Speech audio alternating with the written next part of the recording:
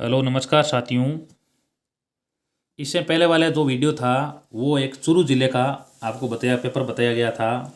आज हम करेंगे उस पेपर का पूरा सॉल्यूशन। जितने भी प्रश्न हैं उन सब के उत्तर इस एक वीडियो में करेंगे। देखो ठीक है।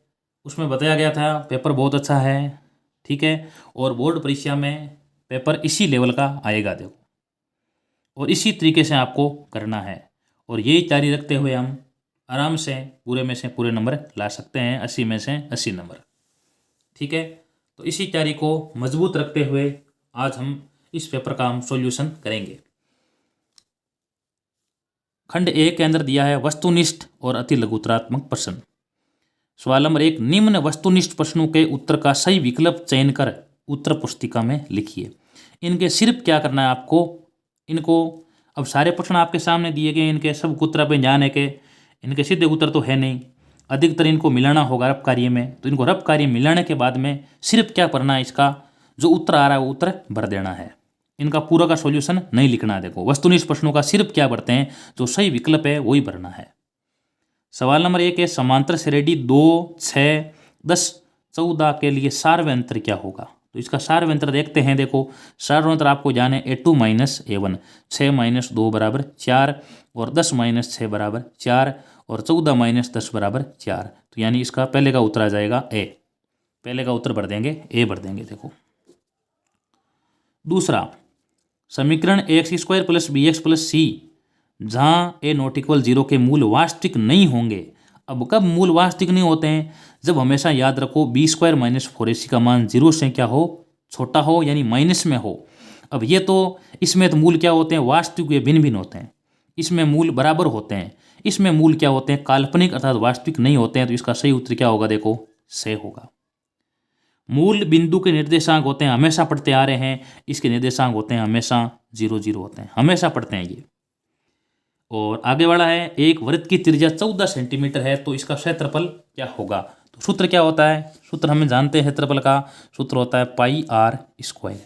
तो 22/7 लिख दो और यहाँ आर का मान क्या दिया, देखो 14, तो 14 × 14, ये यहाँ पर 2, तो ये हो जाएगा 44 × 14, गुणा करेंगे, ये हो गया 6 और 61, यानी इसका उत्तर आ जाएगा 616 सेंटीमीटर स्क्वायर या वर्ग सेंटीमीटर। तो इसका उत्तर आ जाएगा, चौथे का उत्तर आ जाएगा ए।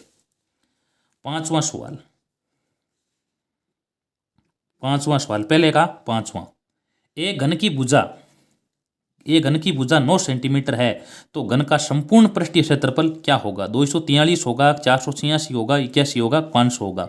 तो सूत्र क्या होता है, घन का संपूर्ण पृष्ठीय 6 × भुजा स्क्वायर, और भुजा का मान क्या दिया, देखो 9 दिया है, तो ये 9 × 9, यानी इसको लिख दो आप 81 × 6 लिख दो, तो इसका मान आ जाएगा 6 और 48, यानी इसका उत्तर आ जाएगा 486 सेंटीमीटर का स्क्वायर आ जाएगा। देखो ये इसका उत्तर है। देखो 5 हो गया। 6 नंबर में, एक पासे को एक बार फेंका जाता है तो अभाज्य संख्या आने की क्या प्रायिकता होगी।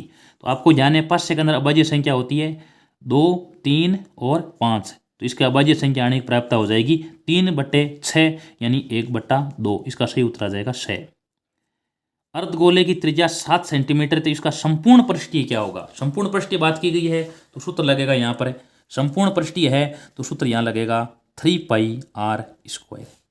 3 × 22/7 × 7 × 7, त्रिज्या का मान आपको यहाँ क्या दिया, देखो 7 दिया है, 7 से 7 कट गया, तो ये हो गया 21 × 22। यहाँ पर लिख देंगे हम 66 × 7 आ जाएगा। देखो ये 22 को 3 से गुणा किया, 66 और 7, 42 का 2, 4 हासिल हो गई, और 42 से 4 हो गए 46। इसका उत्तर आ जाएगा, देखो 462 सेंटीमीटर स्क्वायर आ जाएगा। उसके बाद में आगे है सवाल नंबर 8, रैखिक समीकरण युग्म 4x + 2y = 5 और x - 2y = 0 का हल होगा।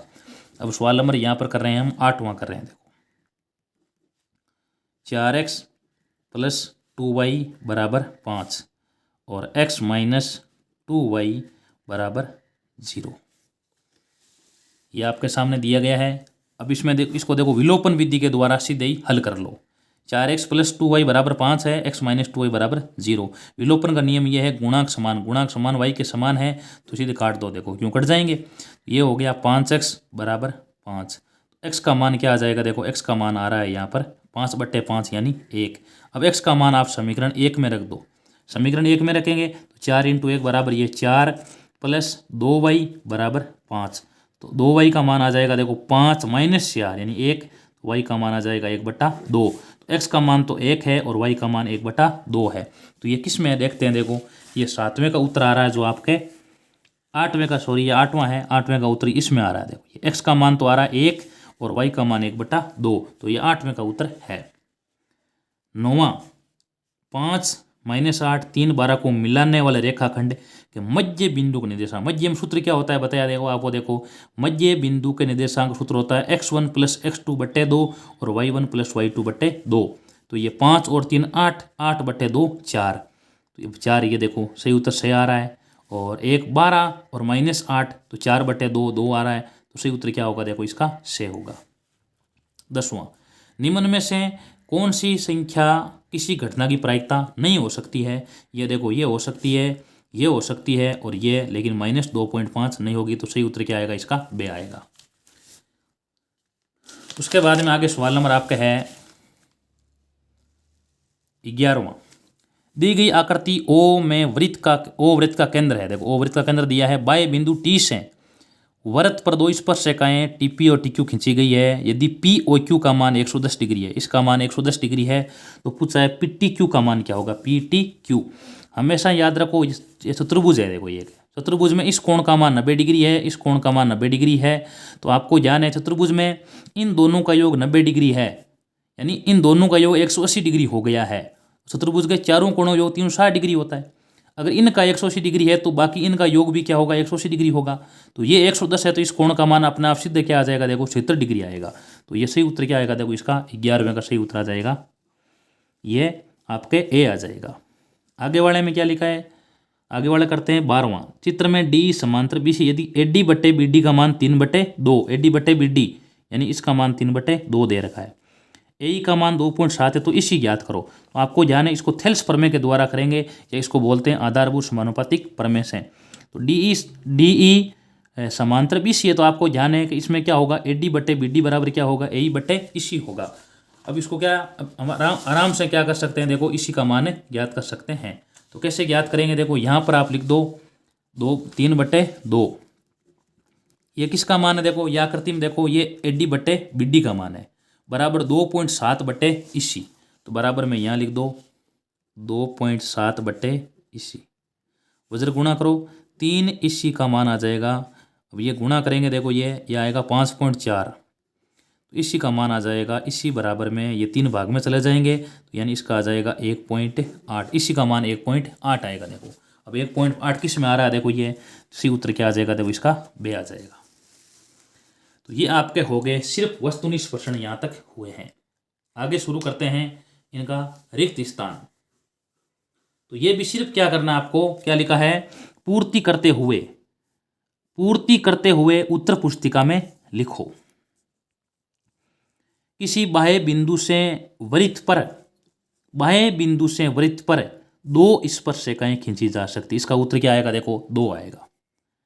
सभी वृत्त क्या होते हैं, सभी वृत्त हमें ध्यान है सिर्फ क्या होते हैं, समरूप होते हैं। तो यहाँ आएगा समरूप, सभी वृत्त समरूप होते हैं। आगे वाला द्विघात समीकरण ac² + bx + c = 0 के मूल वास्तविक होते हैं यदि, इसका उत्तर क्या आएगा, जब b² - 4ac इसका मान क्या हो, 2 स्थिति होगी, जब 0 से बड़ा होगा या 0 के बराबर होगा। ये हर जगह मैं यहाँ लिख रहा हूँ, देखो ये स्थिति यहाँ पर ऐसे लिखेंगे b² - 4ac, ये 2 स्थितियाँ होगी। देखो यह तो बड़ा होना चाहिए और या बराबर, ये दोनों चिन्ह लगाओ साथ में। इस स्थिति में क्या होगा, दोनों मूल क्या होंगे, वास्तविक होंगे। ठीक है, सिर्फ बराबर का चिन्ह आ जाए, देखो ऐसा आ जाए b² - 4ac = 0, इसमें तो मूल वास्तविक होंगे और बराबर होंगे। और इसमें क्या होंगे, देखो ऐसा आ जाए ना, इसमें मूल क्या होंगे, वास्तविक हुए भिन्न भिन्न होंगे। तो इन दोनों स्थितियों में क्या होते हैं, मूल वास्तविक होते हैं। तो ये दोनों चिन्ह लगाओ, ये चिन्ह बड़े का है और ये दोनों साथ में लिखा है, तो ये बड़े का हो गया और ये नीचे वाला बराबर का हो गया। आगे वाला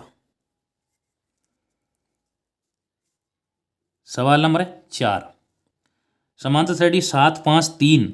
अब देखो घटते क्रम में जा रही है, 7 में से 2 घटाया 5, 5 में से 2 घटाया 3 और 3 में से 2 घटाया 1 का चौथा पद। चौथा पद क्या होगा? देखो चौथा पद इसका 1 ही होगा, क्योंकि आपको 3 पद तो दिए हुए हैं, चौथा पद आपको ज्ञात करना है।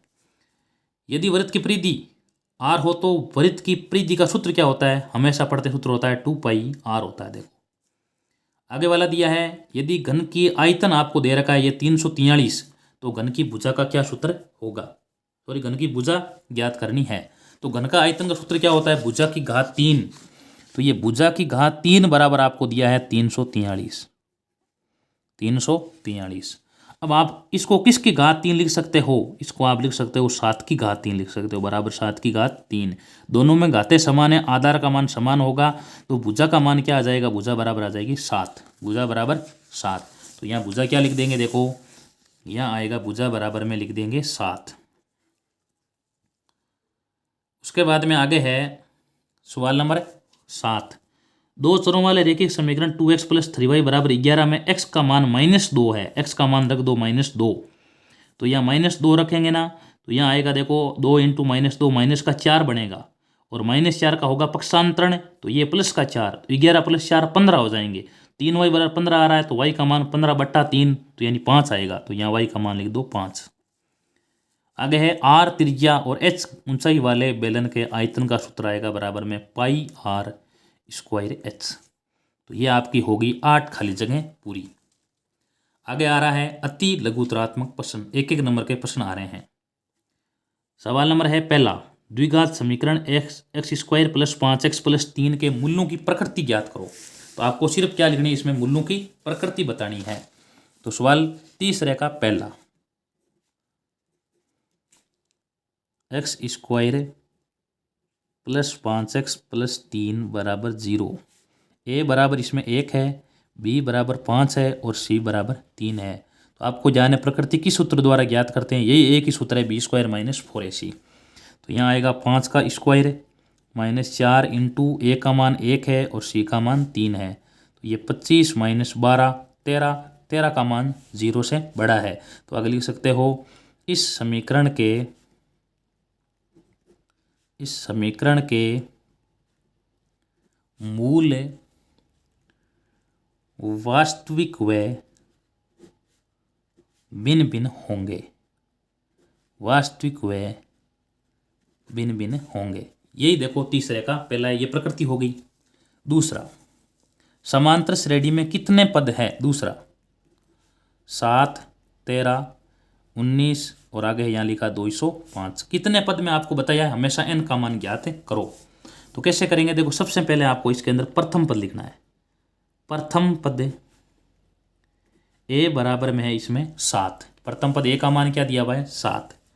अब इसमें सार्वयंत्र लिख दो, a2 - a1 बराबर 13 - 7 यानी 6, और a3 - a2 यानी आ जाएगा 19 - 13 बराबर में 6।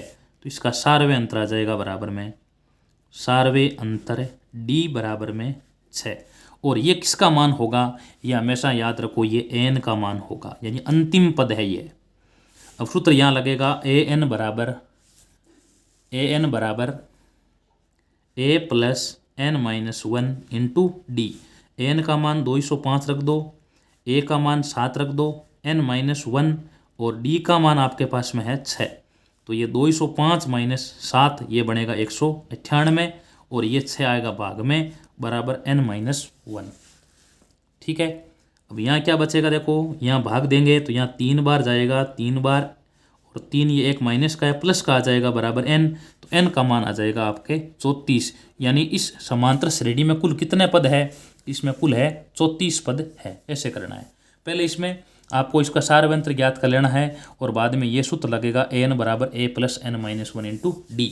अब इसमें n का मान रख दो, a का मान रख दो, d का मान रख दो, n का मान 34, यानी इस a.b में कुल 34 पद है। इस समांतर श्रेणी में कुल 34 पद है। इसके बाद में आगे है सवाल नंबर 4, एक ऊर्ध्वाधर छड़ की लंबाई इसकी छाया की लंबाई का अनुपात 1:3 है, तो सूर्य का उन्नयन कोण होगा। 4 नंबर प्रश्न। ये कर सकते हैं, देखो इस प्रकार मान सकते हैं, ये एक ऊर्ध्वाधर छड़ है, छड़ की लंबाई है, और ये मान सकते हैं छाया की लंबाई, और ये सूर्य का उन्नयन कोण है, इसको मान लो आप थीटा। ठीक है, यहाँ लिख लो ए बी और सी। क्या दिया हुआ है, देखो छड़ की लंबाई, देखो ये तो छड़ है और ये उसकी लंबाई, इनका अनुपात छाया की लंबाई, ये उसकी छाया है, इसका लंबा अनुपात दे रखा है 1:3, तो इसको मान लो 1, इसको रूट 3।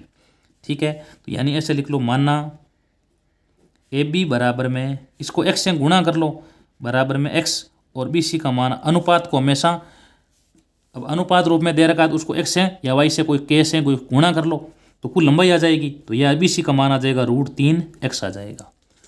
अब कैसे लिखेंगे, देखो आपको 2 का मान दिया है, आधार और लंब का मान, तो यहाँ लिख लो लंब बट्टे आधार। लंब बट्टे आधार किस में होता है, बराबर में होता है tan थीटा।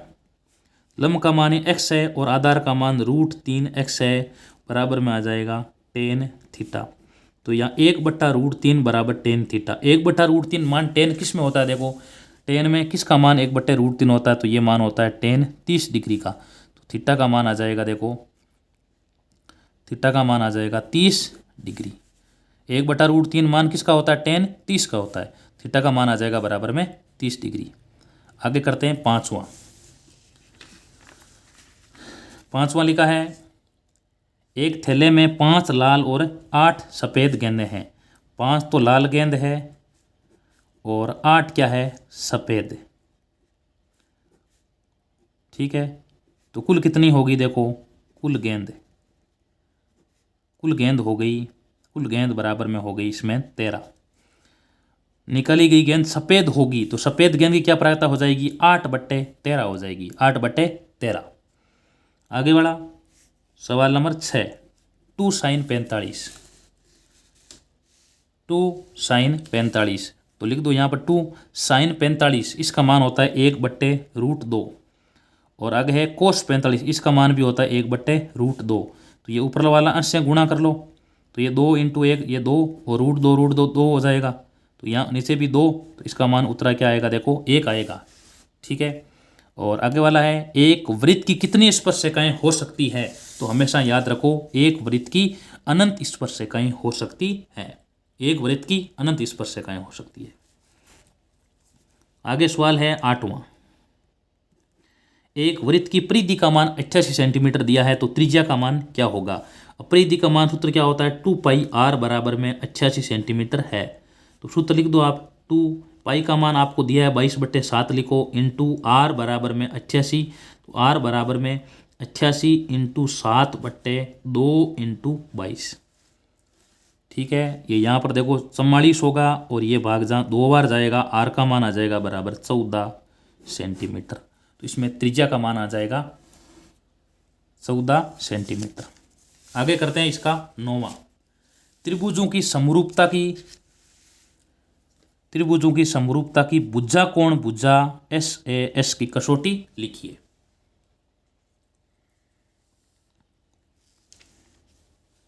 अब इसकी कसौटी क्या है, देखो समझते हैं कसौटी को। देखो सवाल नंबर 9, भुजा कोण भुजा यानी SAS, ये कसौटी क्या कहती है, देखो SAS।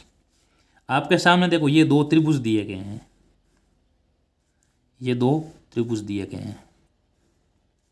ठीक है, ABCPQR। इसमें क्या है, देखो आपको AB/PQ बराबर AC/PR दिया गया हो, और उनके मध्य का कोण एक दिया हो, कोण A बराबर कोण P दिया गया हो, तो त्रिभुज आपस में क्या होते हैं, तो त्रिभुज यदि हो तो त्रिभुज ABC, इनको समरूप ऐसे लिखते हैं, समरूप त्रिभुज PQR। यानी आपको त्रिभुज दिया गया 2 त्रिभुज, उन 2 त्रिभुज में 2 भुजाओं का अनुपात बराबर है और उनके मध्य का कोण बराबर है। ठीक है, तो त्रिभुज आपस में दोनों क्या होते हैं, समरूप होते हैं, और कसौटी क्या हो जाएगी, SAS समरूपता कसौटी आ जाएगी। तो कसौटी कहती है 2 त्रिभुजों में 2 भुजाओं का अनुपात बराबर हो और उनके मध्य का कोण बराबर है तो दोनों त्रिभुज आपस में समरूप होते हैं और वो कसौटी हो जाती है एस नियम से। आगे वाला है, यदि खंबे के आधार से, सवाल नंबर 10वां,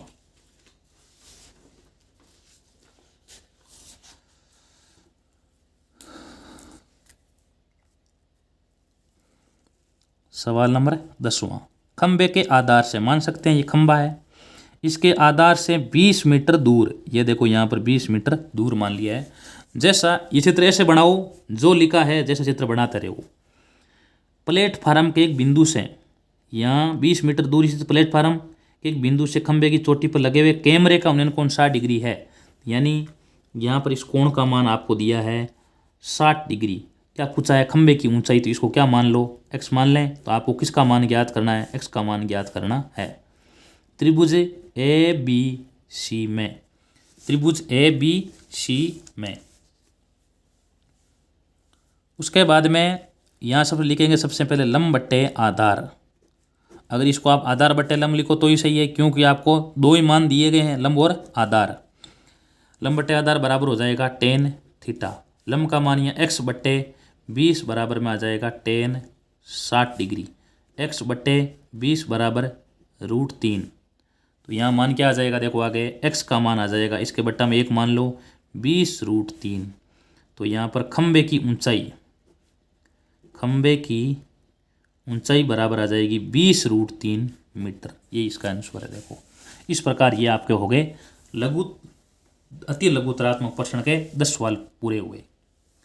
अब आगे है, आगे सवाल नंबर 4 में देखो दिया हुआ है, दो संख्याएं 336 और 54 का महत्तम समावर्तक यानी इसका HCF ज्ञात करो। 336 और 54 का, 336 और 54 का आपको HCF ज्ञात करना है। HCF यानी होता है महत्तम समाप्त वर्तक। तो इसके क्या निकालते हैं, देखो अभाज्य गुणनखंड निकाल दो 336 के। ये रब का ये काम है। इसमें देखो 2 का भाग जाएगा, सबसे पहले 1 बार गया, बाद में 6 बार गया और बाद में 3 बार गया, ठीक है। और उसके बाद में सबसे पहले इसमें 1 बार और 13 में जाएगा 6 बार, बाद में 16 हो जाएगा, 16 में 8 बार। 2 का भाग यहाँ जाएगा 8 बार और 4 बार, और 2 का भाग जाएगा यहाँ पर 4 बार और 2 बार, और 2 का भाग 21 बार, 3 का भाग 7 बार और 7 का भाग 1 बार। तो इसको क्या लिखेंगे, देखो 1 2 3 4, 2 × 2 × 2 × 2 और 3 × 7। तो ये 2 की घात 4 × 3 × 7 आ गया। देखो उसके बाद में आ गया है 54 में 2 का भाग 27 बार और बाद में इसको 3 × 3 रख दो, यानी 2, 3 को 3 से 9, 27 और 54, 3 की घात 3 रख दो। अब HCF क्या होता है, सबसे जो कम वार आया हुआ है, सबसे दोनों में कम वार क्या होता है, देखो देखते हैं। देखो 2 यहाँ 4 बार है, यहाँ 2 कितने बार है, यहाँ 2 है 1 बार। तो दोनों में कम 2 कितने बार है, 1 बार ही है, तो 2 कर दो। 3 इसमें 3 कितने बार है, इसमें 3 है 1 बार, इसमें 3 बार। दोनों में कम कितने बार है, 1 बार है, तो 1 बार रख दो। 7 इसमें कितनी बार है, इसमें 7 1 बार, इसमें 7 0 बार है, तो 0 बार को लिख नहीं सकते। तो इसका क्या आ जाएगा, इसका मैसअप आ जाएगा बराबर में 6। सवाल नंबर 5, द्विघात बहुपद 2x² है, x² - 2x - 15 के शून्य ज्ञात करो और 16वां बहुलक ज्ञात करो, मूल ज्ञात करो। तो 5वां और 6ठा ये दोनों प्रश्न है वो एक ही तरीके के होंगे। दोनों में आपको क्या निकालना है, x का मान ज्ञात करना है। दोनों के टुकड़े करके करना है। देखो इनको टुकड़े नहीं हो रहे हैं तो क्या करेंगे, देखो आगे धराशायी विधि काम में लेंगे। जब तक टुकड़े हो जाते हैं तो ये विधि सही है। तो सवाल नंबर 5 कर लेते हैं। देखो यहाँ पर 5 में दिया है x² - 2x - 15, x² - 2x - 15 बराबर 0। अब क्या करेंगे, देखो इसके सबसे पहले 15 को x² से गुणा किया तो आ रहा है -15 x² आ रहा है। अब टुकड़े ऐसे होने चाहिए, गुणा करें पर -15 हो, जोड़े घटाएं तो माइनस का 2x आना है। तो संख्या हो जाएगी माइनस का 5x और प्लस का 3x। इन दोनों में x कॉमन आएगा, शेष बचेगा x माइनस 5 प्लस के 3x माइनस 5, x माइनस 5 और x प्लस 3। तो यहाँ उतरा जाएगा, x का मान तो होगा 5 और x का मान आएगा -3। यही होगा। देखो x का मान x माइनस 5 बराबर 0, x का मान 5 और आगे है x माइनस 3, x प्लस 3 बराबर 0, x का मान आ जाएगा -3। 6 नंबर क्वेश्चन। 6 में क्या लिखा है देखो, 2x² प्लस x माइनस 6 बराबर 0 के मूल ज्ञात करो। 2x² plus x minus 6, 2x² plus x और -6 बराबर 0। देखो यही क्वेश्चन दिया गया है। 2x² प्लस x माइनस 6 के मूल ज्ञात करो। तो इसके मूल ज्ञात करते हैं, गुणा करो तो यहाँ आ रहा है माइनस का 12x² आ रहा है, -12x²। गुणा करें तो आना चाहिए -12x², जोड़ें घटाएं तो प्लस x आनी चाहिए। तो संख्या हो जाएगी प्लस का तो 4x और माइनस का 3x। ये घटाएं तो देखो x आ रहा है, गुणा करें तो माइनस का 12 आएगा। अभी दोनों में कॉमन क्या आएगा, 2x कॉमन आ रहा है, यहाँ बचेगा x प्लस 2, माइनस का 3 कॉमन आ रहा है, x प्लस 2। लिख दो आगे x प्लस 2 और यहाँ आएगा 2x माइनस 3, x प्लस 2 बराबर 0, x का मान आ जाएगा -2 और 2x माइनस 3 बराबर 0, 2x बराबर 3, x का मान आ जाएगा 3/2। यही दो शून्य के, देखो इस प्रकार दो शून्य के ज्ञात कर लिए। इसका कहने का एक ही अर्थ है कि जो सवाल नंबर जो 5 और 6 है वो दोनों एक ही तरीके के हैं। ठीक है, दोनों में ही आपको टुकड़े करके इसके ज्ञात कर लेना है। अब बात करते हैं आगे सवाल नंबर 7 की। -3 10 और 6 -8 को मिलाने वाले रेखाखंड को बिंदु, यानी क्या कह रखा है सवाल नंबर 7 के अंदर, -3 और 10, एक तो इस बिंदु को, एक 6 -8 को, इन दो बिंदु को मिला रहा है। कौन मिला रहा है, एक बिंदु है उसका नाम है -1 और 6। अब ये बताना है ये किस अनुपात में विभाजित करता है।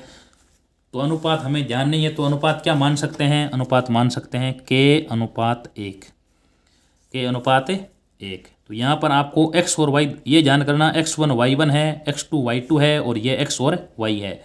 दोनों की मान ध्यान है, तो x बराबर लिखें तो ही सही है, y बराबर लिखें तो ही सही। उत्तर दोनों में आएंगे। देखो x बराबर लिख देते हैं, x सूत्र हो जाता है x बराबर m1 x2 plus m2 x1 बट्टे m1 प्लस m2। तो यहाँ x का मान तो -1 आएगा, बराबर में m1 का मान k इंटू x2 का मान 6, m2 का मान 1, x1 का मान -3 बट्टे आ जाएगा k प्लस 1 लिख दो। ठीक है, अब वज्र गुणा कर दो साथ साथ में, तो यहाँ आएगा माइनस का k और माइनस का 1, ये बनेगा 6k और ये माइनस का 3। अब क्या कर दो, इनको पक्षांतरण कर दो, माइनस का k आ जाएगा और माइनस का 6k, माइनस का 3 और प्लस 1, यहाँ आएगा माइनस का 7k और यहाँ माइनस का 2, k का मान 2 बट्टे -7, k का मान आ जाएगा 2/7। तो हमने क्या अनुपात माना था, k अनुपात 1 माना था। देखो k अनुपात 1, तो k का मान 2/7 अनुपात 1 आ रहा है, तो इसका वज्र गुणा कर लेंगे। देखो ये तो मान आएगा 2/7, यही इसका आंसर है। इसका अर्थ क्या है, ये जो -1 6 है ये दोनों बिंदु किस अनुपात में बांट रहा है, 2/7 में बांट रहा है। यहाँ a लिख दो, यहाँ b लिख देना और यहाँ पर c लिख देना। इस प्रकार ये प्रश्न हो जाएगा आपके कंप्लीट। आगे सवाल नंबर 8। भूमि से 90 मीटर की ऊंचाई पर है, पतंग उड़ रही है। पतंग में लगी डोरी को अस्थायी रूप से भूमि के बिंदु से बांध दिया गया है। भूमि के साथ डोरी का झुकाव 30 डिग्री है, ये मानकर कि डोरी में कोई ढील नहीं है। डोरी की लंबाई ज्ञात करो। सवाल नंबर 8 में कैसे करेंगे, देखो 8 को इस प्रकार मान सकते हो, ये आपको ऐसा दिया गया है। यहाँ लिख दो A, B और C। ठीक है, ये कोण 90 डिग्री का है और ये आपको एक डोरी, ये देखो यहाँ पतंग उड़ रही है और ये एक डोरी है। अब इसमें प्रश्न में क्या दिया है, 90 मीटर की ऊंचाई पर, यानी इसका मान दिया है 90 मीटर दिया है, यानी ये आपको ऊंचाई है वो 90 मीटर दी है। तो आपको इस x का मान यानी डोरी की लंबाई है, इसका मान आपको पूछा गया है। प्रश्न को दोबारा देखते हैं एक बार। देखो प्रश्न समझ में आना जरूरी है। भूमि से 90 मीटर की ऊंचाई पर पतंग उड़ रही है। ठीक है, ये देखो मैंने एक पतंग इस प्रकार चित्र बनाते पतंग बता दी है, 90 मीटर की ऊंचाई पर है और आगे लिखा है पतंग में लगी डोरी को अस्थायी रूप से भूमि के बिंदु से बांध दिया गया है, यानी इस प्रकार भूमि से बांध दिया है। और ये झुकाव है, पतंग जो डोरी झुकी हुई है उस झुकाव का मान दिया है 30 डिग्री। तो ये मानकर कि डोरी में कोई ढील नहीं है, या एक सीधी है, ये कोई ढील नहीं है। तो आपको किसका मान ज्ञात करना है? डोरी की लंबाई, कर्ण का मान ज्ञात करना है। तो लेते हैं त्रिभुज ए बी सी में, त्रिभुज ए बी सी में लिख दो कर्ण बट्टे लंब, कर्ण बट्टे लंब। अब कर्ण बट्टे लंब किस में होता है? देखो देखते हैं, हमेशा याद होना चाहिए। देखो एल ए एल के ए, तो कर्ण बट्टे लंब होता है कोसेक में होता है। देखो ये होता है साइन में, ये कोस में, ये टेन में, ये कोसेक से कोट। साइन में होता है लंब बट्टे कर्ण और कोसेक में कर्ण बट्टे लंब हो जाता है। ठीक है, कर्ण का मान ज्ञात करना है, लंब का मान आपको दिया है, तो इस प्रकार लिखते हैं। तो ये आ जाएगा बराबर में कोसेक थीटा, या थीटा की जगह बाद में 30 लिख देना आप। तो ये कर्ण का मान x बट्टे 90 बराबर में कोसेक 30, कोसेक यहाँ पर कोसेक सॉरी यहाँ कोसेक 30 लिखना। अब आएगा x बट्टे 90, और अब आपको जाने साइन 30 का मान होता है 1/2, इसका मान सिर्फ 2 होगा। x का मान आ जाएगा बराबर 180। अतः डोरी की लंबाई, डोरी की लंबाई बराबर आ जाएगी 180 मीटर। यही इसका आंसर है। देखो डोरी की लंबाई आ गई है 180 मीटर, ये हमने यहाँ तक कर दिया है। आगे वाला सवाल, सवाल नंबर 9, क्या लिखा है? एक वृत्त की चाप केंद्र पर 60 डिग्री का कोण अंतरित करता है, तो इसके लघु त्रिज्यीय खंड का क्षेत्रफल 231 सेंटीमीटर स्क्वायर है। तो वृत्त की त्रिज्या ज्ञात करो। 9 नंबर प्रश्न को कैसे करते हैं? देखो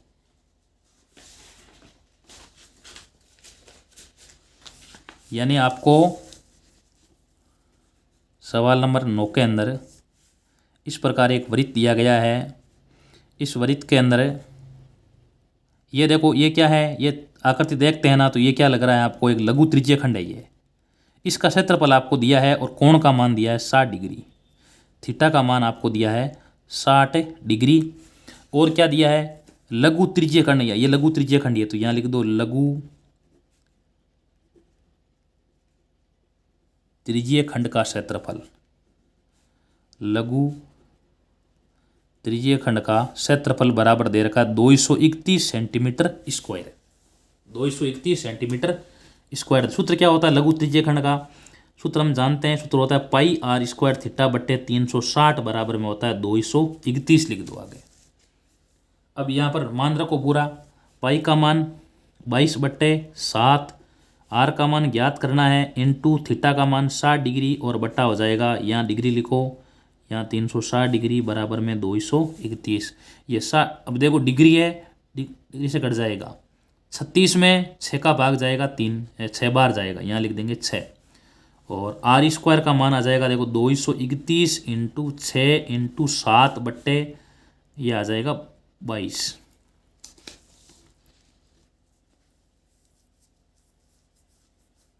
ठीक है, अब क्या करेंगे? देखो आगे इसको हल करते हैं। यहाँ पर देखो इसमें 2 का भाग जाएगा 3 बार और इसमें 2 का भाग जाएगा 11 बार।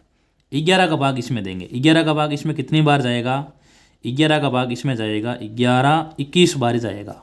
आर स्क्वायर बराबर में आ जाएगा 21 इंटू 21, आर का मान आ जाएगा √21 इंटू 21। तो सिर्फ आर का मान क्या आएगा? देखो 2 बार 21 आए ना, इसका वर्गमूल 121 आ जाएगा, इसका उत्तर आ जाएगा बराबर में आर का मान आएगा 21 सेंटीमीटर। यानी आपने क्या निकाल ली है? त्रिज्या निकाल दी बराबर 21 सेंटीमीटर। ये हो गया आपके सवाल नंबर 9वां। देखो इस प्रकार आपको करना है। आगे बात करते हैं सवाल नंबर 10 की। 10 में क्या लिखा है? बंटन का मध्य ज्ञात करो। मध्य देखो x दिया है, f दिया है। x यानी क्या होती है? वर्ग अंतराल होता है, और यहाँ पर सिर्फ x दिया हुआ है, और f यानी बारंबारता। ये 20, 30, 40, 50 और यहाँ पर 60 दिया है। और बारंबारता f क्या दिया हुआ है? 6, 11, 7, 4 और 5।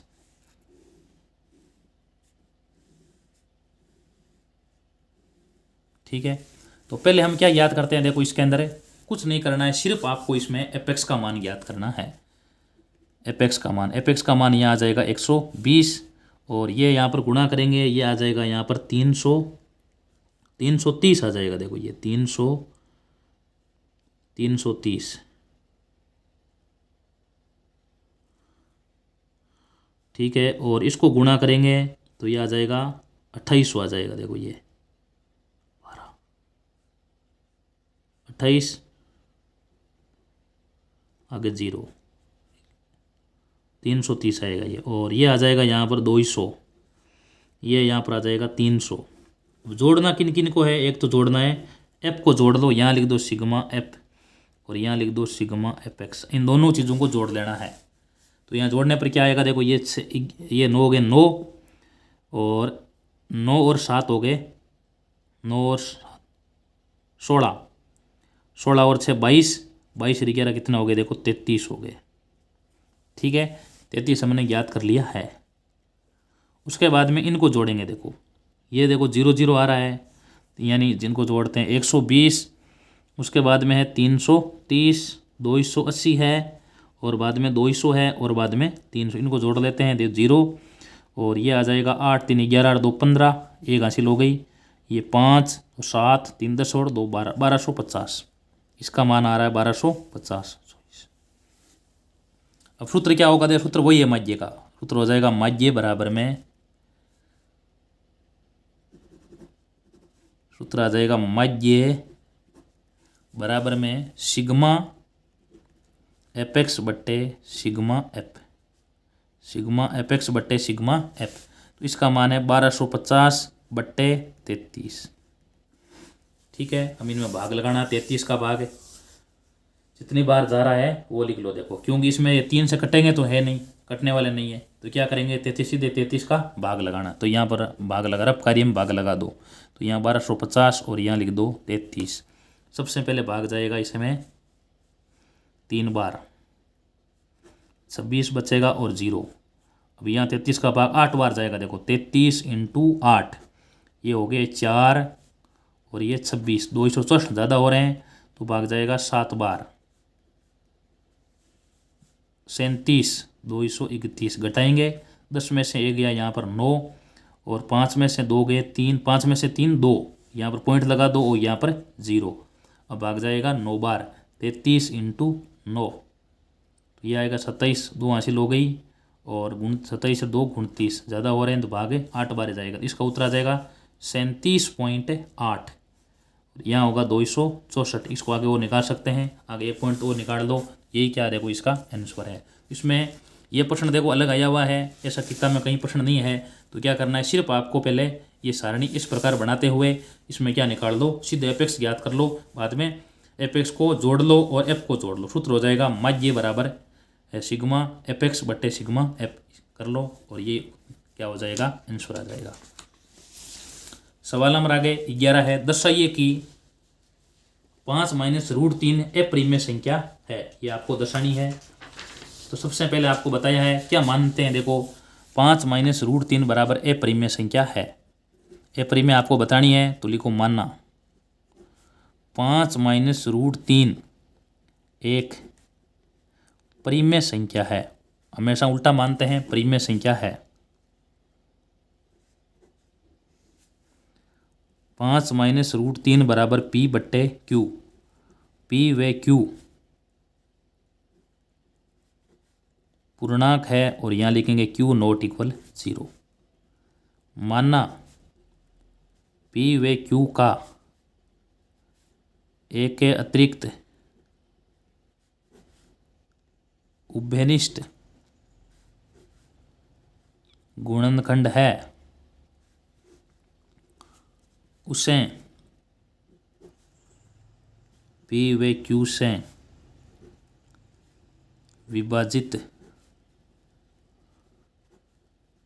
करने पर 5 - √3 बराबर A बट्टा B, आगे लिख दो A व B से भाज्य संख्या है। से भाज्य यानी इसका अर्थ क्या है, इसके अब इसमें दोनों में किसी का ही भाग नहीं जा रहा है, से भाज्य संख्या है। ठीक है, अब क्या लिखेंगे, देखो आगे 5 - A बट्टे B बराबर √3 लिख दो, यानी √3 को अलग कर दो। अब आपको जाने A और B पूर्णांक है, तो यहाँ 5 - A बट्टे B के बारे में लिखो 5 - पूर्णांक बट्टे पूर्णांक बराबर परिमेय संख्या, आगे लिख दो तो √3 भी यहाँ बराबर √3 है, तो √3 भी परिमेय संख्या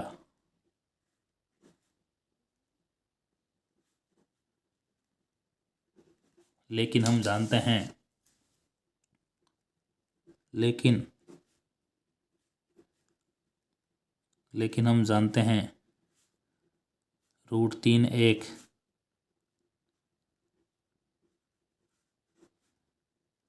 परिमेय संख्या है।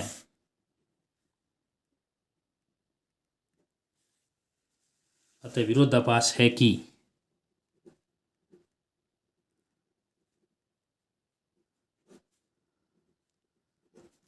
√3 एक √3 एक परिमेय संख्या है। हमारी कल्पना गलत थी। 5 - √3 एक परिमेय संख्या है।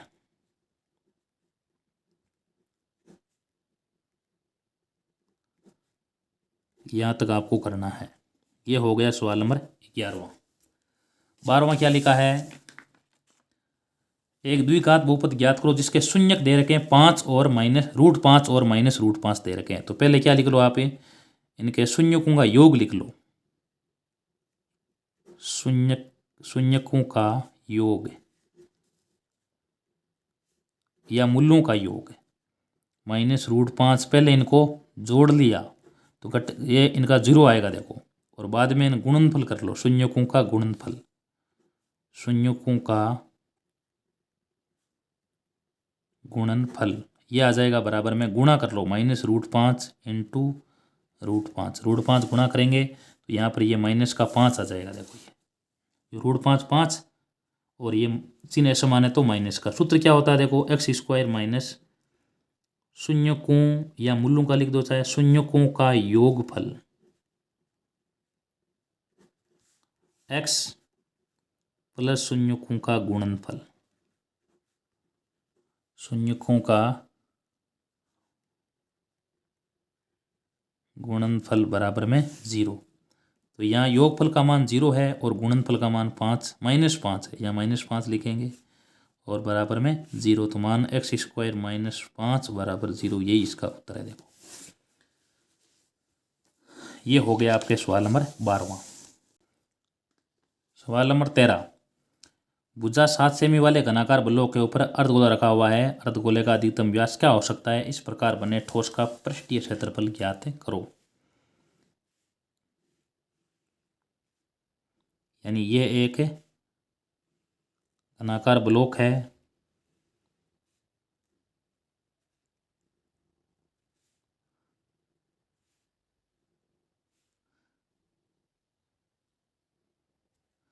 ठीक है। इस प्रकार इस पर रखा है, अर्धगोला रखा हुआ है। इसका जो अधिकतम व्यास होगा वो किसके बराबर होगा?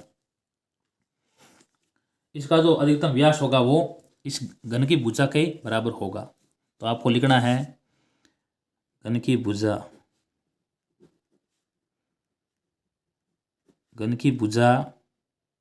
बराबर में 7 सेंटीमीटर। अर्धगोले का अधिकतम व्यास, अर्धगोले का अधिकतम व्यास बराबर में 7 सेंटीमीटर। त्रिज्या बराबर में 7/2 यानी 3.5 सेंटीमीटर। अब आपको निकालना क्या है? इस प्रकार माने ठोस का पृष्ठीय क्षेत्रफल ज्ञात करो। तो लिखो ठोस का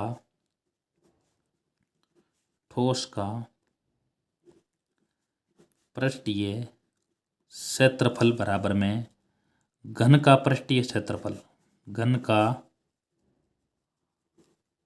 पृष्ठीय क्षेत्रफल प्लस अर्धगोले का अर्धगोले का पृष्ठीय क्षेत्रफल माइनस वृत्त का क्षेत्रफल, क्यों ये उल्टा रखा हुआ है, यहाँ आ जाएगा 6 इंटू भुजा स्क्वायर प्लस 2πr² हो जाएगा अर्धगोले का और माइनस πr²। तो ये हो जाएगा 6 इंटू भुजा स्क्वायर। अब 2πr² में घटाएंगे πr², तो यहाँ शेष क्या बचेगा, देखो πr² ही बचेगा। 6 इंटू भुजा का मान 7 का स्क्वायर हो जाएगा और यहाँ 22/7 और ये हो जाएगा आर का मान है 7/2 है। देखो आर का मान यहाँ 7/2 ही लिख दो, 7/2 और 7/2। इसको आगे हल करेंगे, ये यहाँ पर आ जाएगा, ये 11 आएगा। देखो तो ये 49 इंटू 6 प्लस 77/2, इसका मान आ जाएगा 38.5। इसको गुणा करो 54 का, 4 5 हासिल होगी, 54 5 29 प्लस 38.5, यहाँ 0.0 आ जाएगा। इनको हल करेंगे 0.5 आएगा, 8 और 4 12 का 2 एक हासिल हो गई, 4 और 9 13, 332.5 ये आ जाएगा सेंटीमीटर स्क्वायर। ये क्या देखो इसका आंसर है, तो ये हमने ज्ञात कर लिया है इस ठोस का पृष्ठीय क्षेत्रफल। आगे करते हैं 14वां। 52 पत्तों की अच्छी प्रकार से फेंटी गड्डी में से पता निकाला जाता है, इसकी क्या प्रायिकता होगी। लाल रंग का बादशाह, अब ताश के अंदर देखते हैं लाल रंग के बादशाह 2 ही होते हैं, तो बादशाह की प्रायिकता हो जाएगी 2/52। और फेस कार्ड का पत्ता, तस्वीर वाला पत्ता, इसकी प्रायिकता हो जाएगी बराबर में कुल कितने पत्ते फेस कार्ड के तस्वीर वाले पत्ते होते हैं, 4 गुलाम, 4 बेगम और 4 ही बादशाह, तो प्रायिकता हो जाएगी 12/52। 15वां है ABCD समलम है जिसमें AB समांतर DC है, इसके विकिरण परस्पर O पर प्रच्छेद करते हैं, दर्शाएगी AO/BO बराबर CO/DO। ये प्रश्नमाला 6.2 का सवाल आया हुआ है। सवाल नंबर 15 में आपको दिया क्या है, ABCD समलम है, समलम बना लो पहले। देखो इस प्रकार एक समलम बना सकते हैं, समलम में ठीक है, और इसके विकिरण है जो O पर प्रतिच्छेद करते हैं इस प्रकार A, B, C और D और यहाँ पर O। तो सबसे पहले क्या लिखते हैं, देखो दिया हुआ लिखते हैं ABCD एक समलम चतुर्भुज है, दिया हम ये लिखेंगे जिसमें AB समांतर DC है, इसके विकिरण परस्पर O पर प्रच्छेद करते हैं, ये लिखेंगे दिया हुआ। इसमें दिया हुआ रचना सब लिखते हैं, देखो दिया हुआ।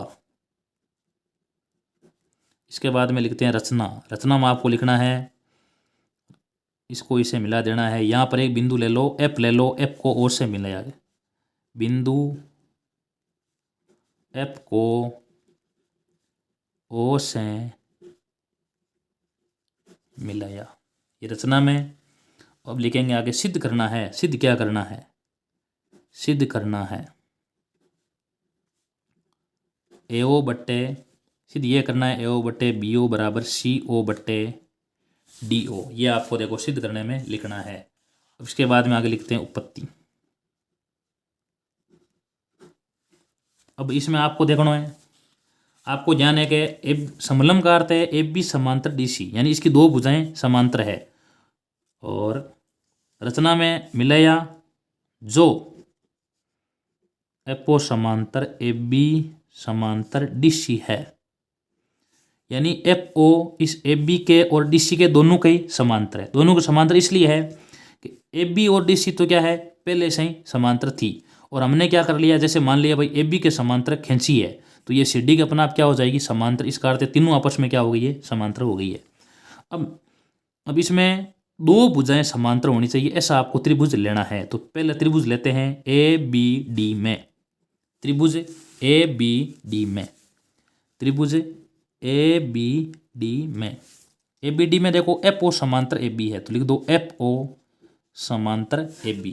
इसको प्रमेय से कैसे लिखेंगे, देखो हम थेल्स प्रमेय से या आधारभूत समानुपातिक प्रमेय से, FO समांतर AB, तो इसको लिखो DF/FA, DF/FA बराबर में DF/ और त्रिभुज क्या लिया है ABD, ये देखो ये त्रिभुज लिया है, तो DA/FA बराबर DO/BO, DO/BO, ठीक है। तो ये समीकरण 1 और कोष्टक में लिख दो आधारभूत समानुपातिक प्रमेय से, या लिखो थेल्स प्रमेय से, आधारभूत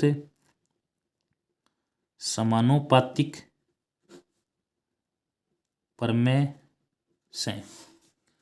ठीक है, अब लेंगे त्रिभुज एक और आ रहा है, त्रिभुज ए सी डी में, त्रिभुज ए सी डी में इसमें है डीसी समांतर एफ ओ, डीसी समांतर एफ ओ। इसमें कैसे लिखेंगे, वापिस वही है, डी एफ बट्टे एफ ए, डी एफ बट्टे एफ ए बराबर में सी ओ बट्टे ए ओ, समीकरण 2। वापिस यही आधारभूत समानुपातिक प्रमेय से, ऐसा लिख सकते हैं, या थेल्स प्रमेय से लिख सकते हो। अब समीकरण 1 और 2 के देखते हैं। ये पक्ष देखो, ये दोनों पक्ष बराबर है। अगर ये पक्ष बराबर है तो ये पक्ष भी आपस में बराबर होंगे। तो यहाँ लिखेंगे समीकरण 1 बराबर समीकरण 2। तो ये लिख दो डी ओ बट्टे बी ओ बराबर में सी ओ बट्टे ए ओ। अब इनका क्या करेंगे, इनका थोड़ा जगह चेंज कर दो। ठीक है, इसको यहाँ लिख लो और इसको नीचे लिख दो, तो आ जाएगा ए ओ बट्टे बी ओ बराबर सी ओ बट्टे डी ओ। यही आपको क्या करना था, देखो सिद्ध करना था, ये सिद्ध कर दिया। देखो एक इसका विपरीत प्रश्न और है, इसमें उस प्रश्न में दिया हुआ है ए ओ बट्टे बी ओ बराबर सी ओ बट्टे डी दिया है, और इसमें सिद्ध करना है कि ए बी सी डी एक समलम है, ऐसा कुछ प्रश्न में दिया हुआ है। तो ये दोनों प्रश्न बहुत महत्वपूर्ण है, ये बोर्ड परीक्षा में भी आ सकते हैं। आगे नंबर आता है सवाल नंबर 16 का। एक ठोस एक अर्धगोले पर खड़े शंकु के आकार का है, इनकी त्रिज्याएं 1 सेंटीमीटर है, ऊंचाई भी 1 त्रिज्या के बराबर है, तो इसका आयतन पाई के पदों में ज्ञात करो। 16वां क्या लिखा है, एक ठोस एक अर्धगोले पर खड़े शंकु के आकार का है, अर्धगोले पर खड़ा है, इस प्रकार मान सकते हैं, और ये एक शंकु दिया हुआ है। इसमें लिख दो अर्धगोले की त्रिज्या बराबर, अर्धगोले की त्रिज्या बराबर, किसकी त्रिज्या बराबर है, ये शंकु की त्रिज्या के बराबर है, शंकु की त्रिज्या ये भी 1 सेंटीमीटर दी हुई है। शंकु की ऊंचाई त्रिज्या के बराबर है, तो शंकु की ऊंचाई भी क्या होगी, शंकु की ऊंचाई बराबर में 1 सेंटीमीटर।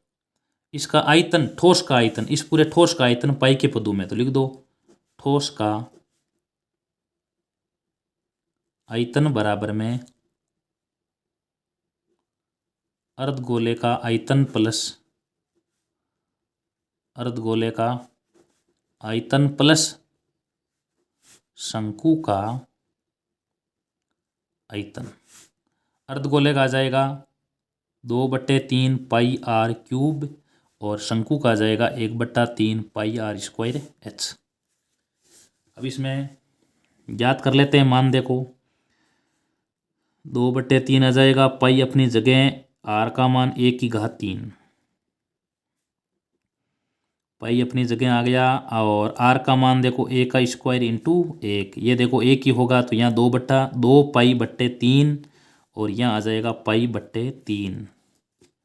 ठीक है, अब इनका 3 आएगा लघुत्तम, 2 पाई प्लस पाई, 3 पाई बट्टे 3, इसका उत्तर क्या आ जाएगा, पाई आगे लिख दो घन सेंटीमीटर, ये इसका आंसर है। तो यही उत्तर निकालना, देखो पाई के पदों में ज्ञात करना था, पाई के पदों में हमने ज्ञात कर दिया है। आगे सवाल नंबर है 17वां। 17वां क्या लिखा है, यदि किसी समांतर श्रेणी के दूसरे और तीसरे पद क्रम से यह है, तो पहले 40 पदों का योगफल ज्ञात करो। दूसरा पद आपको 24 दे रखा है, तीसरा पद 28 दे रखा है, तो आपको जान होना चाहिए दूसरे पद को क्या लिखते हैं। दूसरे पद को लिखते हैं A2 बराबर A प्लस डी। दूसरे पद का मान दिया है 24, ये समीकरण 1 है। देखो ये दूसरा पद आपको दिया है, दूसरे पद का मान है 24, तीसरे पद का मान है 28, तीसरे पद को लिखते हैं A3, तो यहाँ लिख दो A3 यानी A प्लस 2D बराबर में है 28, ये है समीकरण 2। अब इसमें क्या पूछा, इसके पहले 40 पदों का योगफल ज्ञात करो। पहले 40 पदों का योगफल, तो आपको SN का मान ज्ञात करना है, तो सबसे पहले आपको A और D का मान ज्ञात करना होगा। इसको एक बार भूल जाओ, A प्लस डी बराबर में आप 24 रखो, और A प्लस 2D बराबर में 28 रखो। ठीक है, इसके द्वारा आप A और D का मान पहले ज्ञात करोगे, उसके बाद में आप उनका योगफल ज्ञात कर सकेंगे। गुणांक समान है, चिन्ह समान कर दो, माइनस माइनस माइनस कट गया, माइनस का डी बराबर -4, तो डी का मान आ जाएगा, ये प्लस आ जाएगा तो डी का मान +4। डी का मान समीकरण 1 में रखने पर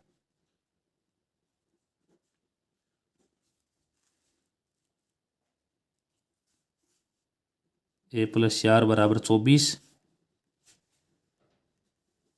ए का मान आ जाएगा बराबर 20। ए का मान यहाँ 20 लिख देंगे। उसके बाद में आपको 40 पदों का योगफल पूछा गया है। तो यहाँ सूत्र लगा है SN बराबर n/2 2a + n-1 into D. तो यहाँ आ जाएगा S 40, 40 पदों का योगफल निकालना है। 40/2, 2 इंटू ए का मान 40 और n का मान 40, सॉरी ए का मान यहाँ पर 20 है तो यहाँ 20 लिख देंगे, +40 -1 और डी का मान है 4। 20, n का मान 40 ही था और ये 40 39 इंटू 4,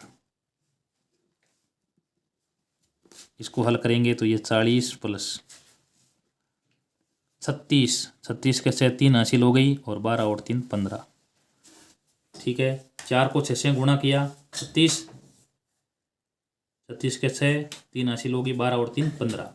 अब 156 में 40 जोड़ लेंगे, देखो तो यहाँ आ जाएगा बराबर 20 और ये हो गए 6 और 5 और 4 9 और ये 196 गुणा करेंगे तो इसका उत्तर आएगा बराबर में 12 और 19 और 3, यानी ये आ जाएगा 3920। यही क्या देखो इसका आंसर, यानी प्रथम 40 पदों का योगफल आ जाएगा बराबर 3920। तो प्रश्न में दिया गया था समान श्रेणी के दूसरे और तीसरे पद आपको दिए गए थे। इसके द्वारा हमने पहले क्या किया है, दूसरे और तीसरे पद दिए गए थे, उसके द्वारा हमने ए और डी का मान इस प्रकार से ज्ञात कर लिया। अब उसके प्रथम 40 पदों का योगफल ज्ञात करना है, तो सूत्र SN लगेगा n/2 2a + n-1 into D, मान रख दिया और उसका उत्तर ज्ञात कर दिया। आगे वाला प्रश्न सवाल नंबर आपका आ रहा है 18। सिद्ध कीजिए कि बाह्य बिंदु से खींची गई वृत्त की स्पर्श रेखाएं लंबाई में समान होती है, समान और लंबाई में बराबर होती है। ये भी प्रश्न बहुत महत्वपूर्ण है, ये आपके पेपर में आया हुआ है। कैसे करेंगे देखो, 18वें को इस प्रकार एक वृत्त बना लेना और ठीक है, यहाँ पर एक बिंदु लिख सकते हैं, इस पर 2 स्पर्श रेखाएं खींच सकते हैं, यहाँ पर बिंदु बनाओ।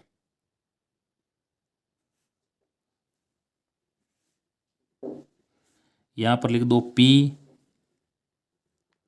यहाँ पर लिख दो O A और B दिया हुआ एक वृत्त जिसका केंद्र O है,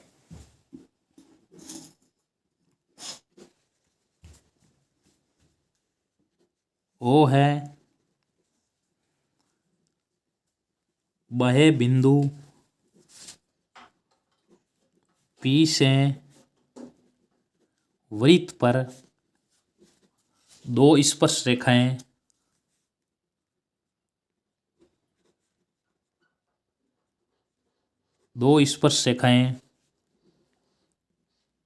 पिए हुए भी खींची गई है।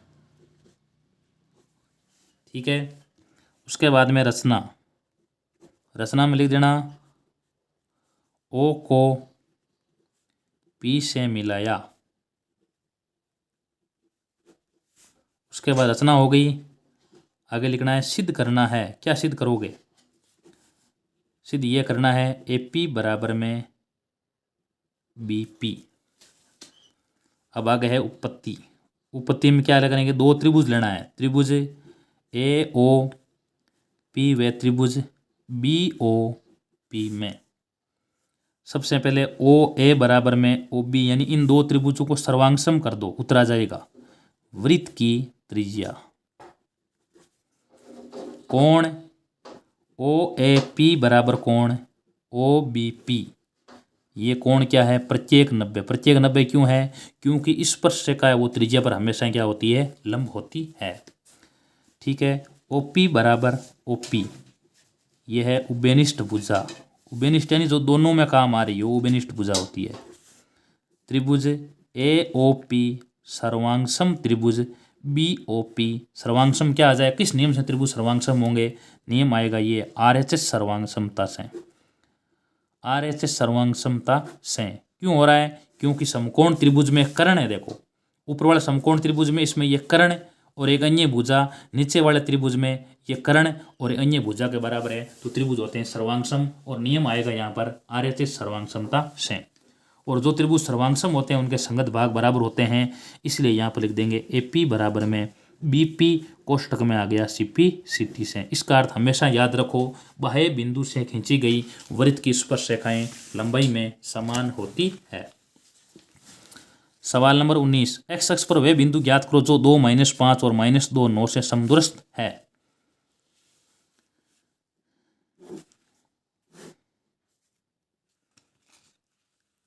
माइनस क्या लिखा है, एक्स अक्ष पर वे बिंदु ज्ञात करो, यानी यहाँ पर बिंदु एक्स अक्ष पर बिंदु है, यानी यहाँ पर y का मान क्या है 0 है, तो x का मान तो हमें ध्यान नहीं है, लेकिन y का मान यहाँ पर क्या है 0, तो निर्देशांक यहाँ लिख दो x और 0।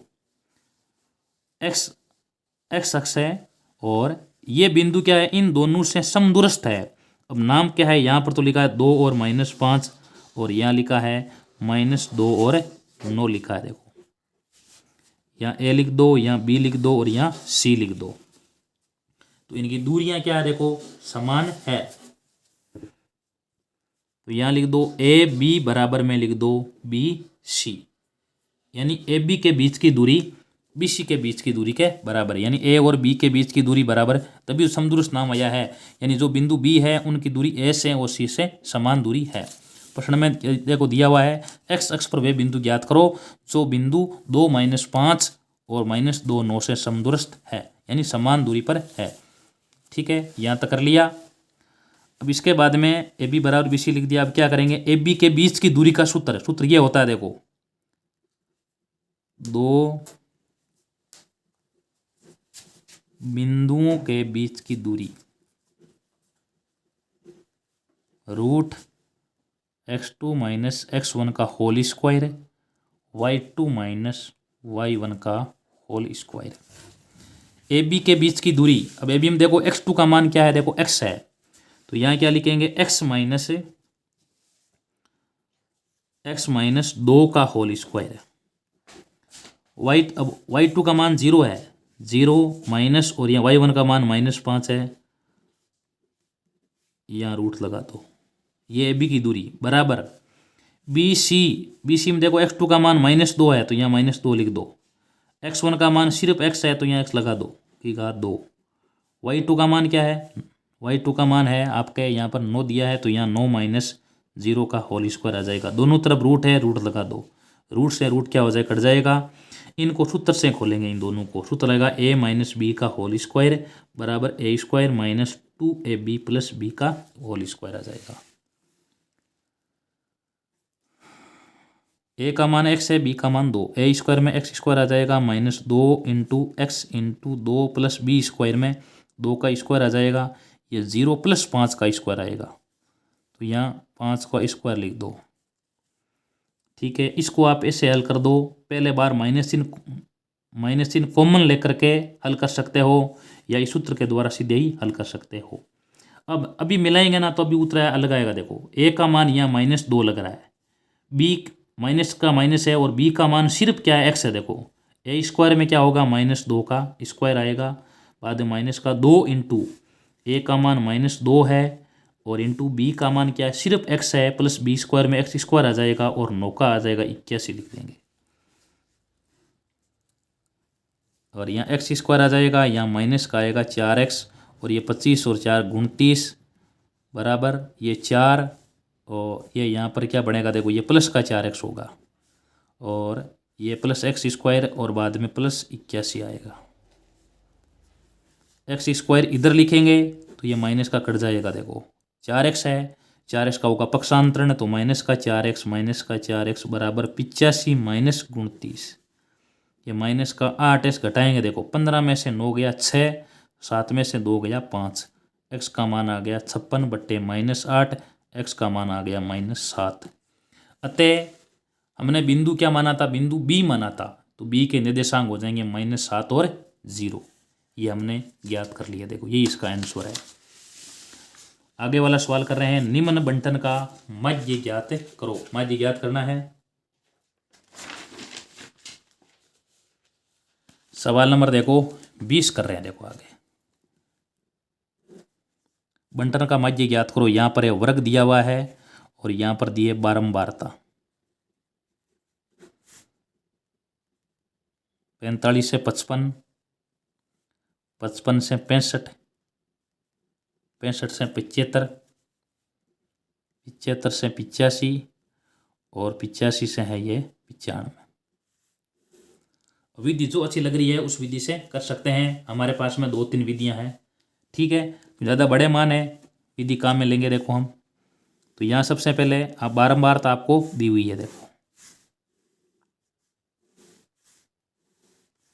तो यहाँ सबसे पहले ज्ञात करते हैं मध्यमान।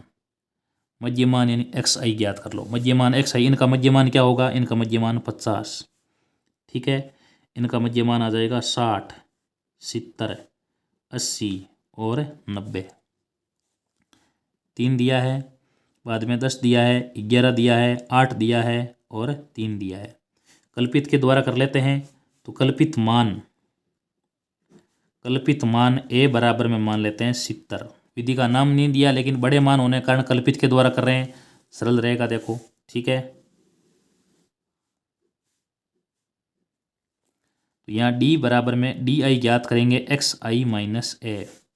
ठीक है, तो यहाँ पे लाएगा 50 माइनस 70 बराबर आएगा -20, 60 माइनस 70 -10 और यहाँ आ जाएगा 70 माइनस 70 बराबर 0, 80 माइनस 70 बराबर 10 और 90 माइनस 70 बराबर 20। ठीक है, और आगे हम इसको पद विचलन विधि द्वारा भी कर सकते हैं। आगे ui का अगर मान ज्ञात करें तो ui का मान क्या होगा, इस di में किसका भाग लगा दो, h का भाग लगा दो, ताकि विधि और भी छोटी हो जाएगी। ठीक है, तो ui आ जाएगा बराबर में di बट्टे h, यानी इसमें सब में 10 का भाग लगा दो। तो यहाँ माइनस का 2 आएगा, यहाँ माइनस का 1, यहाँ 0, 1 और 2। अब याद कर लो आगे fi ui, यानी f को ui से गुणा कर दो। 3 को -2 से -6 आ जाएगा, ये माइनस का 10 आ गया, ये यहाँ पर 0, ये 8 और ये 6। ठीक है, अब इन जोड़ना किन किन को है, एक तो जोड़ना है बारंबारता को, तो जोड़ेंगे तो आएगा देखो 11, 22 हो गए, 22 और 3 25 और 3 25 और 10 35 हो गए, यानी सिग्मा fi का मान हो रहा है 35। और ये fi ui का मान कितना हो रहा है, fi ये हो रहा है 16 और ये 14, यानी माइनस का 2 आएगा। अब सूत्र लगा देंगे, सूत्र आ जाएगा यहाँ माध्य बराबर में a plus sigma fi ui बट्टे sigma fi into H. a का मान 70, fi ui का मान -2 और fi का मान 35 इंटू, और यहाँ पर h का मान है 10। अब हल करेंगे आगे।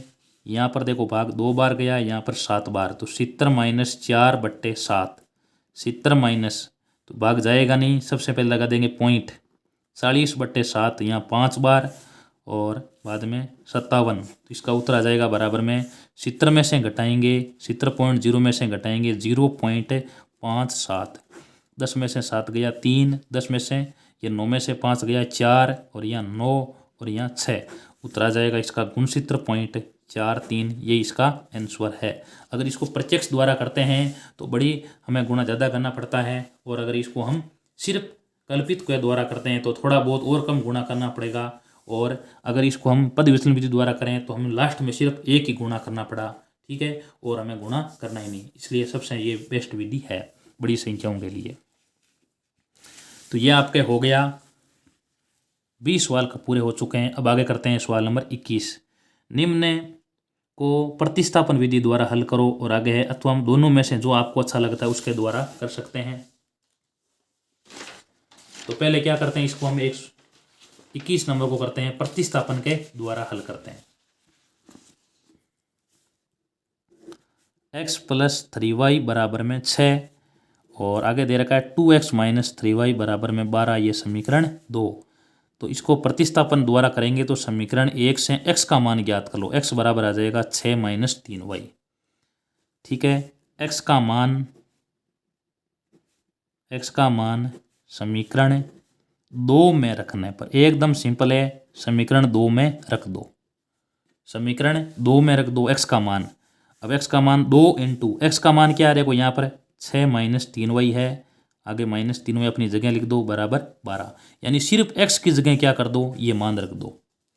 अब गुणा करेंगे, इसको दोनों गुणा करेंगे, देखो 12 माइनस 6y माइनस का 3y बराबर में यहाँ पर 12, तो यहाँ पर 9y बराबर में 12, और ये माइनस 12 उधर 12 माइनस का चला जाएगा तो ये आ गया 0, तो y का मान आ गया, देखो y का मान ये 0/9 यानी y का मान 0 आ जाएगा। अब y का मान क्या करोगे, y का मान समीकरण 1 में रख दो, y का मान वापिस समीकरण, अब चाहे समीकरण 1 में रखो चाहे 2 में रखो उत्तर आ जाएगा आपका, y का मान प्राप्त हो गया ना। अब समीकरण 1 में रखो चाहे 2 में x का मान आ जाएगा, ठीक है। तो यहाँ आ जाएगा बराबर में x प्लस 3 इंटू 0 बराबर में 6, x प्लस 0 बराबर 6, तो x का मान क्या आ गया, देखो 6, x का मान 6 आ चुका है। तो ये कौन सी विधि आ गई है, प्रतिस्थापन, और ये आपके इस प्रकार आप 4 नंबर आराम से ला सकते हो, ठीक है। इसका दूसरा पॉइंट है आगे एक और, विलोपन के द्वारा इसको आगे हल करो। अब कौन सी विधि द्वारा हल कर रहे हैं, एक प्रश्न को आगे और दे रखा है आपके, ये देखो प्रश्न 21वां सवाल है, प्रतिस्थापन द्वारा हल करो। ये 2 सवाल तो थे, 2 समीकरण थे प्रतिस्थापन के द्वारा।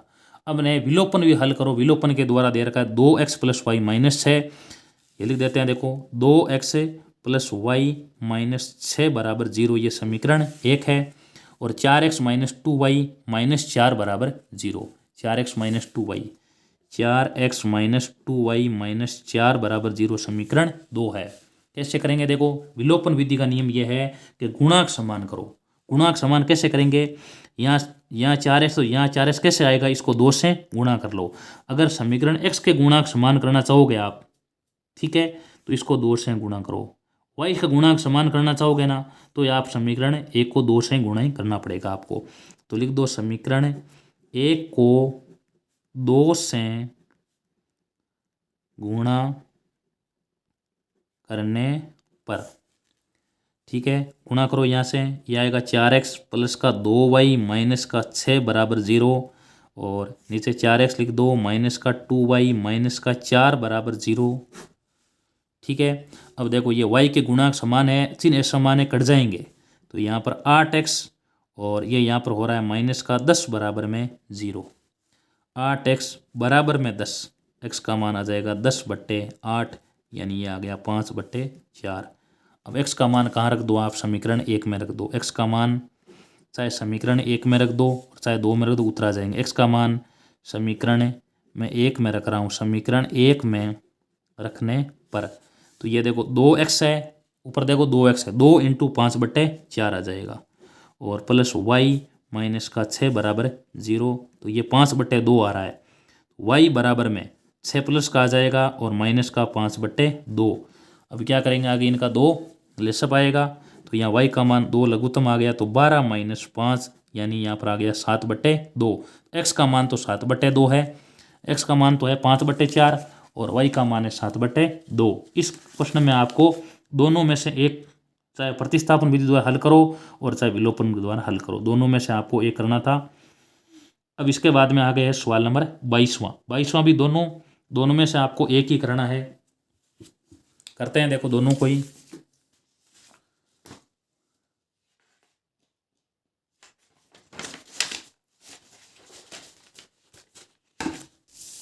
क्या लिखा है 22वें का, √1 प्लस साइन एक्स,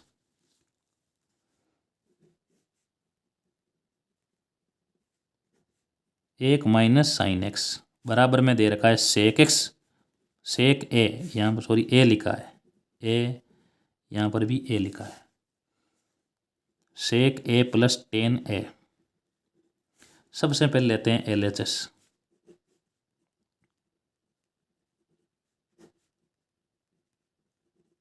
उसके बाद में लिखेंगे अंश व हर को, 1 प्लस साइन ए से गुणा करने पर, या लिख दो हरों का हर का परिमीकरण करने पर, अंश व हर को 1 प्लस साइन ए से गुणा करने पर या हर का परिमीकरण करने पर, यानी हर को परिमेय संख्या में लाने पर।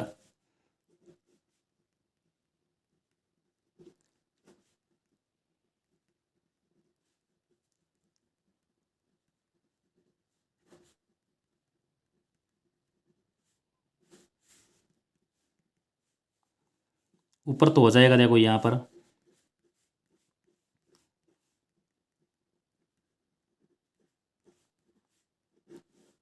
अलग रूट रूट ऊपर अलग लिख लो, नीचे अलग लिख लो। यहाँ पर इसको गुणा कर लो, एक को एक से गुणा किया, एक को गुणा किया साइन से, तो यहाँ साइन ए आ जाएगा। माइनस साइन को एक से गुणा किया, माइनस का साइन ए, माइनस को साइन से गुणा किया, माइनस का साइन स्क्वायर ए। ऊपर का रूट कट जाएगा तो यहाँ बचेगा सिर्फ एक प्लस साइन ए। ठीक है, नीचे आएगा देखो माइनस साइन प्लस साइन से कटेगा, एक माइनस साइन स्क्वायर का मान होगा कोस स्क्वायर ए। अब रूट कट जाएगा देखो नीचे का भी, तो यहाँ बचेगा एक प्लस साइन ए, नीचे कोस बचा है तो यहाँ पर भी लिख दो कोस। ठीक है, और यहाँ पर भी लिख दो कोस। एक बट्टा कोस का मान होता है सेक ए, और साइन ए बट्टे कोस ए का मान होता है टेन ए। यही देखो आपको सिद्ध करना था। ये किसके बराबर है? RHS के बराबर है। अतः LHS बराबर RHS, ये आपको सिद्ध करना था। देखो अब इसके बाद में आगे एक और प्रश्न दे रखा है, cosec theta minus cot theta. Cosec theta minus cot theta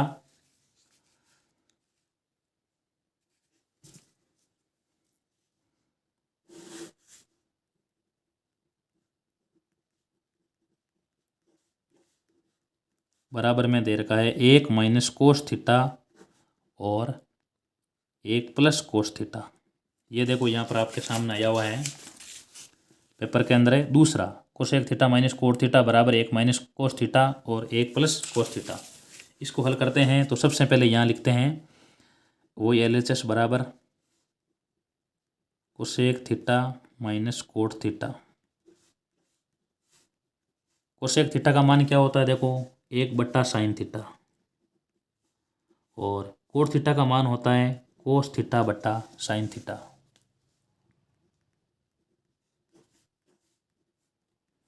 इनका लघुत्तम आएगा साइन थीटा। साइन में साइन का भाग एक बार, एक को एक से गुणा किया एक। साइन में साइन का भाग एक बार, एक को कोस से गुणा किया कोस।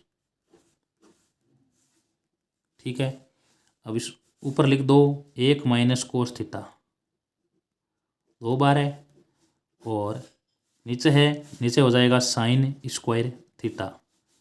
दो बार रख दो, एक माइनस कोस थीटा और एक माइनस कोस थीटा। अब देखो सूत्र क्या होता है, sine square plus cos square का मान एक होता है, सरसमी का है ये, तो साइन स्क्वायर का मान लिख दो एक माइनस कोस स्क्वायर थीटा।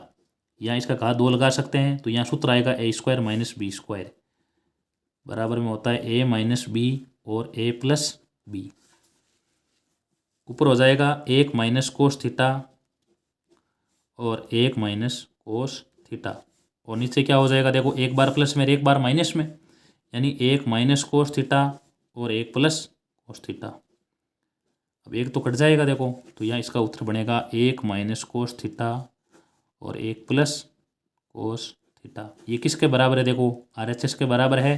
अतः LHS बराबर में RHS, ये इसका आंसर है। देखो इस प्रकार हमने दोनों को कर लिया है।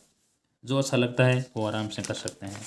सवाल नंबर 23, निम्नलिखित बारंबारता बंटन किसी मोहल्ले के 68 उपभोक्ताओं को बिजली की मासिक खपत दर्शाता है। इन आंकड़ों का आपको निकालना है, माध्यक ज्ञात करो। और वर्ग अंतराल दे रखा है, इनका हमें माध्यक निकालना है, और इसमें बंटन का बहुलक ज्ञात करो, तो ये बहुलक ज्ञात करना है। तो दोनों को ही कर लेते हैं। देखो सबसे पहले इसका बहुलक ज्ञात करते हैं, तो इसमें जो दिया गया बहुलक, और बाद में इसका पहले माध्यक ज्ञात करेंगे और बाद में बहुलक ज्ञात करेंगे। तो ये देखो मैंने एक सारणी बना ली है, और सारणी के अंदर जो प्रश्न था वैसा का वैसा देखो मैंने इस प्रकार लिख दिया। देखो ये मासिक खपत इकाइयों में उपभोक्ताओं की संख्या दिया हुआ है, वैसा लिख दिया मैंने पूरा। अब पहले आपको जाने माध्यक जब ज्ञात करते हैं ना, सबसे पहले ज्ञात करते हैं CF यानी होती है संचयी बारंबारता। ठीक है, कैसे ज्ञात करेंगे? देखो 4 का 4 रख देते हैं, 4 और 5 9, 9 और 13 22, 22 और 20 42, 42 और 14 56, 56 और 8 64, 64 और 4 कितने हो गए? देखो 68 हो गए। अब यहाँ पर क्या लिखेंगे? नीचे देखो लिखेंगे ये 68 है ना, वो यहाँ लिख दो n के बराबर, यानी बारंबारताओं योग है ये। यहाँ लिखना है n बट्टे 2 बराबर 68 बट्टे 2 बराबर 34 है ठीक अधिक संचयी बारंबारता। 34 से ठीक अधिक संचयी बारंबारता 42 की है। ठीक है, ठीक अधिक, वैसे तो अधिक ये तीनों से क्या अधिक है, लेकिन ठीक अधिक 42 की है, 42 की है। अतः माध्यक वर्ग 125 से 145 होगा, 125 से 145 होगा। अब लिखते हैं माध्य का सूत्र। माध्यक m बराबर में L प्लस n बट्टा 2 माइनस सी एफ बट्टा एफ इंटू एच। यहाँ कई जगह सी भी आता तो भी सही है। देखो L क्या होती है, माध्यक वर्ग की निम्न सीमा। माध्यक वर्ग हमारा ये है, इसकी निम्न सीमा 125 है। n बट्टा 2 का मान ज्ञात किया था अभी, देखो 34 है n बट्टा 2 का मान। सी एफ क्या होती है, माध्यक वर्ग की संचयी बारंबारता से ठीक पहले की संचयी बारंबारता, इसका मान है 22। एफ होती है माध्यक वर्ग की बारंबारता 20। एच होता है अंतराल, कितने का अंतराल, देखो यहाँ पर 20 का अंतराल है, तो एच का मान हो गया 20। अब यहाँ सूत्र में मान रख देते हैं, यहाँ हो जाएगा माध्यक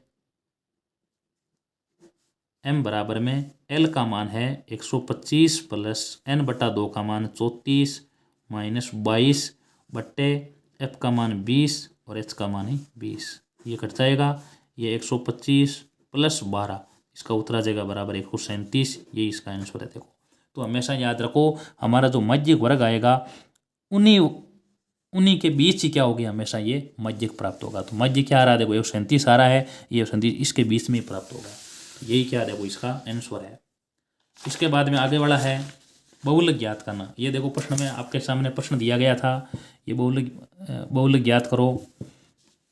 ठीक है, तो ये प्रश्न इस प्रकार सारणी के रूप में बना लिया है। इसमें क्या करना है आपको, सबसे अधिक देखो बारंबारता किसकी है, 25 की है, तो लिखनी है सबसे अधिक बारंबारता, सबसे अधिक बारंबारता 25 की है। अतः बहुलक वर्ग बराबर, अतः बहुलक वर्ग 30 से 40 होगा। ठीक है, सबसे पहले कैसे ज्ञात करेंगे, देखो इसको सूत्र लगा देंगे बहुलक का। बहुलक बराबर में L plus F1 minus F0 बट्टे 2F1 minus F0 minus F2 और इनटू हो जाता है H। अब देखते हैं L क्या होता है, L होता है बहुलक वर्ग की निम्न सीमा, तो ये देखो 30 है। अब ये देखो बहुलक वर्ग हमारा क्या था, देखो ये 25 वाला था, ये देखो तो ये F0 है, ये F1 है और ये F2 है। तो F0 के मान है इसमें 20 है, ठीक है, और F1 का मान है 25 और F2 का मान है इसमें 22 और H अंतराल है, कितने का अंतराल है, 10 का है, तो यहाँ लिख दो S बराबर में 10।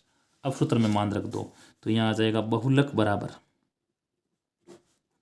L का मान कितना है, देखो 30 प्लस F1 का मान 25 माइनस 20 बट्टे 2 इंटू F1 का मान 25 माइनस सबसे पहले F0 का मान 20 है और F1 का मान F2 का मान 22 इंटू H का मान है 10। 30 प्लस 25 माइनस 20, 25 माइनस 20 का मान होगा 5 और ये हो जाएगा 50 माइनस ये यहाँ पर 42 और ये इंटू 10। 30 प्लस ये 50 बट्टे क्या हो जाएंगे 8, 50 बट्टे 8, तो ये उतर आएगा 25 बट्टे 4। 30 प्लस भाग कितनी बार जाएगा, सबसे पहले भाग जाएगा 6 बार, बाद में शेष बचा 1 और एक शेष बचा है यहाँ पॉइंट, अब भाग जाएगा 2 बार और बाद में 5 बार, 2 5, यही इसका आंसर है। इस प्रकार ये चूरू जिले का जो आज का ये बताया आपको ये पेपर, वो हमने पूरा सॉल्यूशन करवाया है। अगर वीडियो अच्छा लगा तो वीडियो को लाइक कीजिए और हमारे चैनल को सब्सक्राइब कीजिए, दोस्तों के साथ शेयर कीजिए और अपने तैयारी को इसी प्रकार रखिए। धन्यवाद।